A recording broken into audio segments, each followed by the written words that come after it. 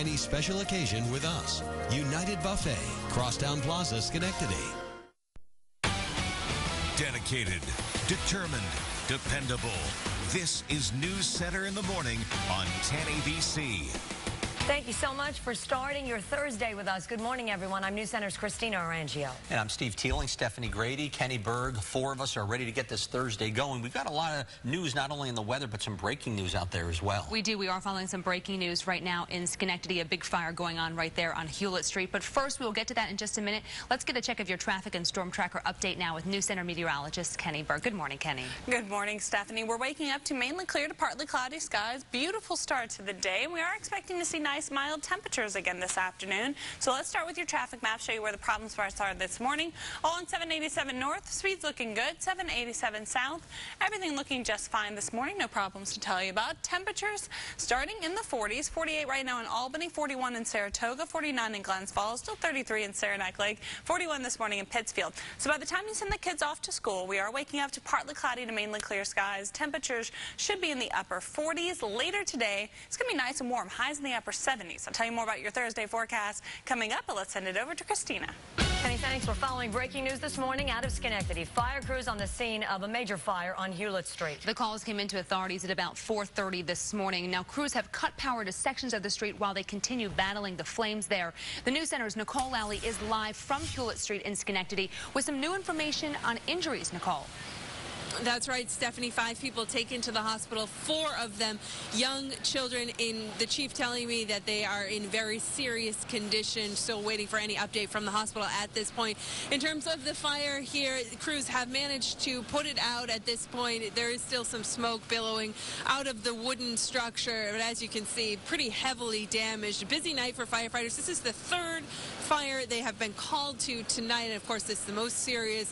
When they arrived, the house was fully engulfed in flames. The chief telling me that firefighters just got right to work quickly. They went right into the burning home, pulling those victims out of the home, including the children. 3 of those children were worked on the scene here, life-saving EMT services before being rushed to the hospital. At this point, we're told the ages of the children range from baby to 7 or 8 years old. Again, the chief was not exactly sure. He did say that there were a few people that managed to get out of that 2nd floor apartment through the back door. They are talking to them right now to try and figure out how this all started. I also talked to a family that lived on the 1st floor. They all managed to get out okay. Of course, they are very shooken up by this. They were woken up to the smoke detectors going off. But right now, crews say they will be out here for several more hours, along with police, ATF, and the Office of Fire Control and Prevention, all trying to figure out what started this fire.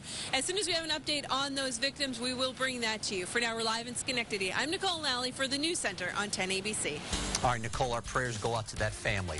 Also, overnight, new in Schenectady, crews evacuated several homes after yet another fire erupted at a 2-story house, this one located on Swan Street. The fire at 17 Swan Street was called in around 2 this morning, just about 4 hours ago. The Schenectady fire chief tells us that crews rushed inside the home upon arrival after hearing reports that there were some people trapped inside. The blaze started on the back porch and quickly spread to the 1st floor, then the 2nd floor, and then on up into the attic.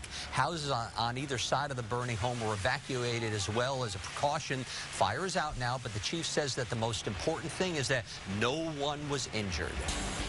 New this morning, a Saratoga County man arrested for violating the New York SAFE Act last month, now set to appear before a judge today. And the case is causing quite an uproar there, setting the stage for a planned protest right outside the Moreau Town Court this morning. State police arrested 51-year-old William Green last month after they say they got a call to the state gun tip line about the sale of an assault weapon on Facebook. Investigators say an undercover officer then responded to the posting and actually bought an assault weapon from Green. Now, he's been charged with 2 misdemeanors for the unlawful transfer of an assault weapon and disposing of a weapon without a background check. Family, friends, along with civil rights activists will rally before and after the hearing in support of Green. Of course, you were looking at the governor there signing the gun control legislation that was passed back in January here in New York State. More conflict between the U.S. and North Korea overnight, but this one not involving threats of a nuclear attack. North Korea says an American detained for nearly 6 months has been sentenced this morning to 15 years of hard labor for crimes against the state.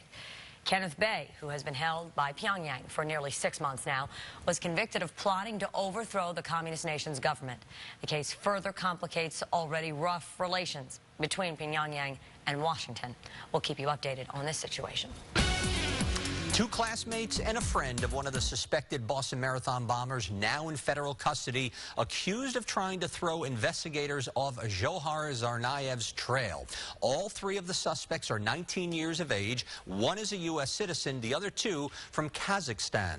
An FBI affidavit says that about a month before the attack, Tsarnaev told 2 of the suspects that he knew how to make a bomb. Then, after the FBI released the photos of the Tsarnaev brothers following the bombings, one of them texted Zohar and told him that, he looked like one of the suspects. Zohar wrote back LOL, which stands for laugh out loud, and then said, "Come to my room and take whatever you want." Investigators say they did, never calling federal authorities. Putting the pieces together, they were either willfully ignorant, very ignorant, or were part of trying to cover it up. Investigators say the students removed items including a backpack containing fireworks and a laptop from Tsarnaev's dorm room, and they threw them out in a dumpster. Attorneys for the suspects say they had nothing to do with the bombings and had no intent to obstruct justice afterwards. Meanwhile, Boston Marathon organizers say that they've been overwhelmed by all the public support that they've received. Speaking publicly for the first time since the April 15th attacks, Boston Athletic Association officials say that the tragedy has spawned a massive outpouring of assistance, so much so that they have not yet decided how to accommodate all the people who say that they do want to run or volunteer next year to show their support. A little good out of all this, Stephanie. All right, thanks so much, Steve, there. Well, we are in the midst of a beautiful string of days, as you know, Stephanie, and it's going to continue for a while longer, so we want to check in with News Center meteorologist Kenny Berg for more on that. That's right, Christina. What a gorgeous start to the day. Mainly clear skies, but this afternoon, clouds will be rolling back in. I'll tell you all about that Thursday forecast coming up. You're watching News Center in the morning on 10 ABC. It is now 6:06. We'll be right back.